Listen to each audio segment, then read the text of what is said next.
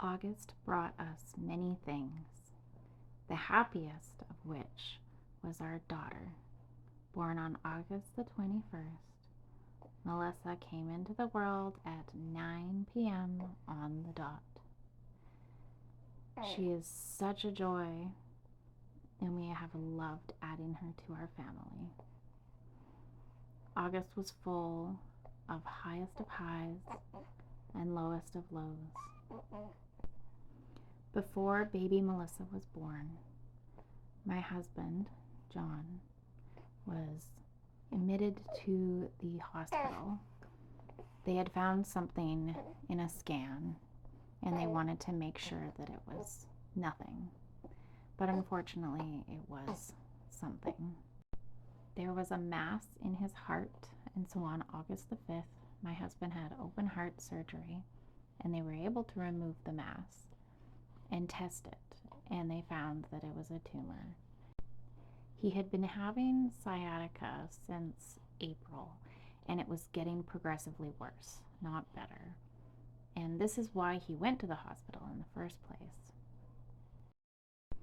As it turns out, this also was a tumor in his hip. John spent most of August in the hospital getting treated, and eventually we were told, unfortunately, he has cancer, and it's pretty much everywhere. This means that he has stage 4, where it has spread all over his body. He has a kind called sarcoma, which is a part of the connective tissue, which affects his lungs, his heart, his spine, his joints, and his hip. We had to have people come in and finish the hay season. I had to let go of the greenhouse as I was now postpartum and hanging out with 2 wonderful, very busy toddlers. We are taking it kind of slowly. We're not really sure where it's going to take us, but it is a journey, and we're on it whether we like it or not. September had us kind of taking it one day at a time as John began chemotherapy, and we're hoping that it will make some sort of an impact with all of the many tumors. I have since, at the end of September, gone and looked at the greenhouse after having abandoned it, and it seems to be doing quite well, and I'm actually really confident and positive about next year's possibilities. This is the first time I'm walking into the second greenhouse. It is September 29th, and we're gonna have, holy smokes, we're gonna have a look and see what stuff did.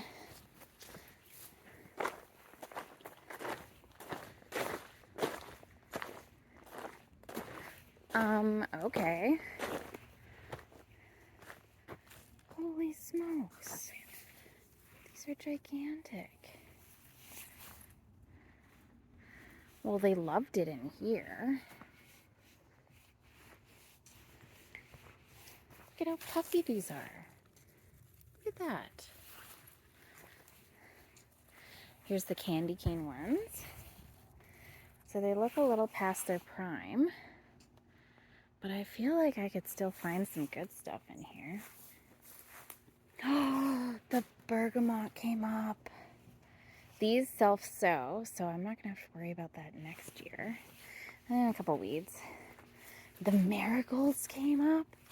Gomphrena came up. Holy sh**. Oh, excuse my language, but this is the best. Oh my god.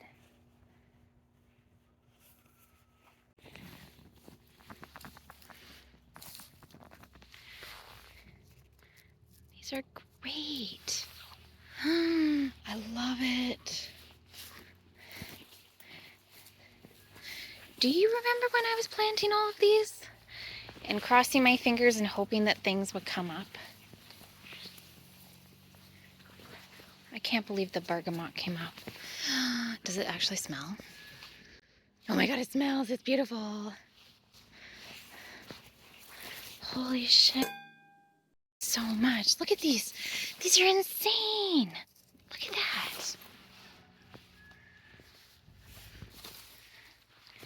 These are so pretty. Wow, and there's some beautiful red ones and an orange one. Look at this color. That's such a nice color. Look at that. Oh my goodness. We are headed into the hygge season, which has served us quite nicely, which means we are doing more family-centered activities. We are ignoring the statistics and staying positive and focusing on the present at this time. We are at once grateful and overwhelmed by the amount of love that has surrounded us at this really difficult time between having a newborn and having John in the hospital. Has been quite a challenge. All at once, I want to both hide from the world and scream from the mountaintops how much I love him and how much I want us to fight for this beautiful life that we have dreamed for ourselves. I wish this update had been a little more happy, but this is reality. We have seasons of joy and seasons of pain, and sometimes both of those happen at the same time. So we are taking it slowly. We are settling into the autumnal season, and hopefully when it's time to grow flowers again, I'll join you and give you updates as much as we can. With love, always, Karen.